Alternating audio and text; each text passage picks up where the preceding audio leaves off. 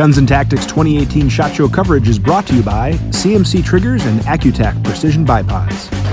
Hey guys, 2018 SHOT Show covering it for gunsandtactics.com. I'm Dave Tim here with Dwayne Liptak from Magpul. Dwayne, thank you very much for taking some time out of the morning to show us some cool stuff. And I gotta say, the buzz on the internet about the new products is pretty cool, and I'm really excited to spend some time looking over this cool stuff. So let's get right to it. Excellent. Thanks for stopping by.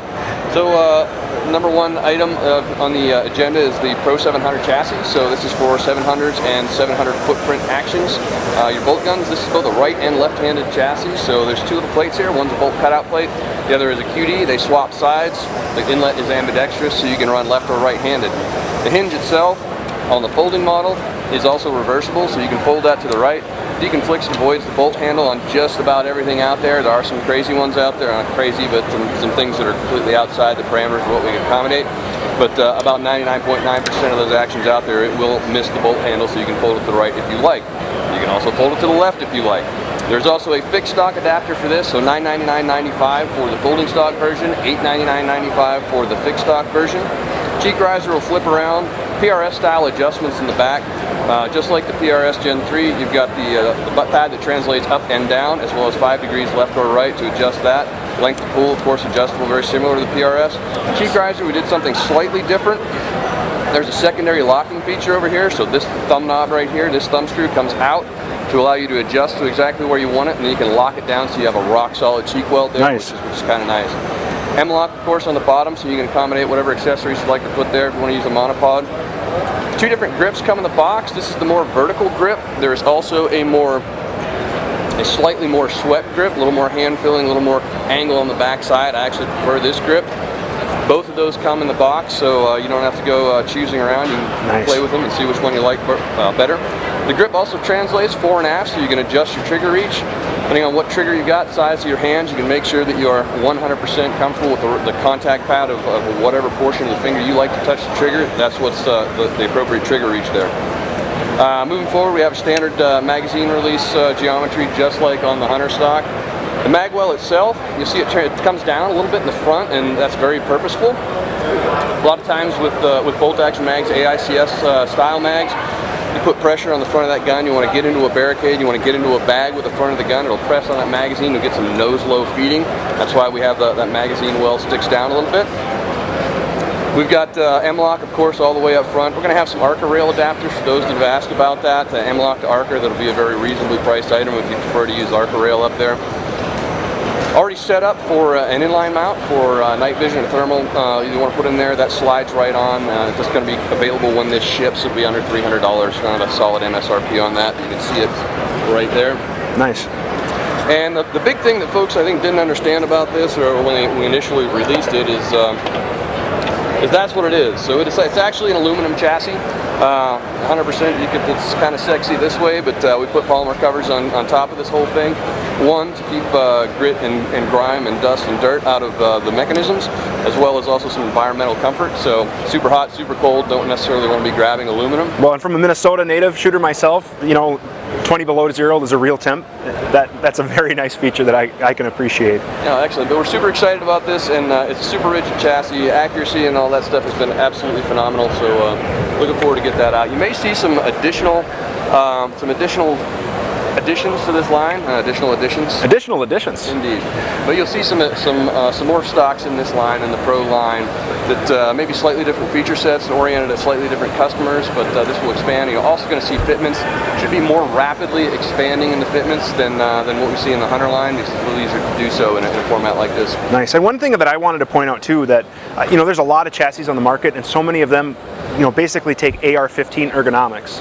But for a lot of precision shooters, you know, they like to have a high thumb grip or a same side thumb grip. So instead of the traditional AR grip, they like to have a thumb rest. And I noticed right away on your chassis, having that thumb rest right there, that's my shooting style. So I was really happy to see that. It definitely shows that you guys were putting a lot of thought into it, taking the shooter's input on, you know, whether it's a traditional AR style grip or a more precision type grip. So no, absolutely. Really looks nice. And kind of relieved a little bit on the side there if you are a tuck thumb shooter as well. So took all that into consideration, put a lot of thought and time into this, and we're very happy with how it turned out, and we think the customer will be too. Yeah. When do you think these will be hitting the market? So we should see these shipping initial late spring. Okay. And definitely before early summer we'll be in full production. Awesome. And you have one more product that's new this year too. One of the other things that we've seen a lot of attention is the suppressor cover. So this is an interesting item for us as well. This, we were doing some stuff with SOCOM and they asked us, hey, or we asked actually, hey, what can we do? Do you have any problems that need solved? And one of the things they said is suppressor covers. The idea, guys, when you transition, let that thing hang and you get a Surefire tattoo on your leg, or you melt your pants, or the whole deal there. So that's not like a cool guy branding thing? No. Okay. It's backwards, it's hard to read, it's very awkward. But so in any case, we said, okay, we'll give it a shot. And about 24 months later, this is what we ended up coming up with. The challenge with the suppressor cover is twofold. One is surviving 8 magazines worth of temperature, which is what they wanted to do. They wanted to survive their actual abuse test. Yeah, and for those of you guys that don't shoot suppressed, they get super, super hot. It doesn't even take that long to get that hot, but temperatures we were talking about are about 1300 degrees plus that the can was getting through the bare can. The challenge was twofold. One, to survive those temperatures, and very few cans will actually survive the suppressor abuse test, the SOCOM 1 8 mag, so please don't try this at home with or without the cover. So like the homemade Form 1 suppressor that some of the shooters have made, you don't want them to... Yeah, so you're going to see some white sparks and then it'll start to droop. It won't be great. But in any case, temperatures on the Surefire can here, this is specifically made for the SOCOM RC2, the SOCOM can. Okay. But it will fit any suppressor that's 1.5 inch in diameter and 5.5 inches of body length of room to be able to attach. We'll have some shims in the can to handle those Sakers and the M4 2000s, things that have a slightly reduced diameter. Okay. So it'll be a little more versatile than just that. But bottom line, when the can gets to 1300 degrees, it's less than 10% increase in internal temperature over a bare can, and it cools way, way faster than any other kind of cover. So the can survives, the cover survives, and you don't destroy the can like many other covers hold that heat in, and it either catches on fire or the cover melts, and you've also created a crazy temperature inside and you get melted welds and things like that.